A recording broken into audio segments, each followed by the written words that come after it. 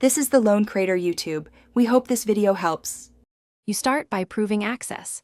Obtain an API key and restrict it to your app.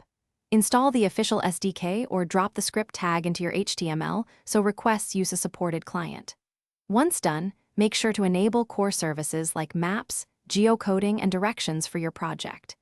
Initialize the map object with center coordinates and zoom. This call renders tiles and verifies your key.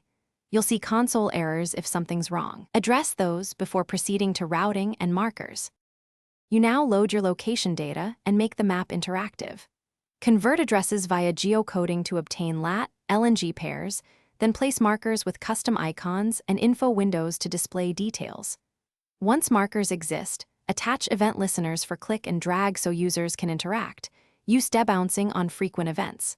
For routes, call the directions API and draw polylines. Style them to match your UI. Monitor quota usage and errors in the response to adapt request back. You finish by optimizing and deploying carefully.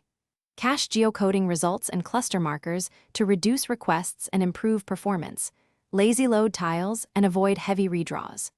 Make sure to secure and rotate your API key and enforce referrer or IP restrictions before going to production. If something breaks, inspect network calls and console errors, looking at 4XX or 5XX codes.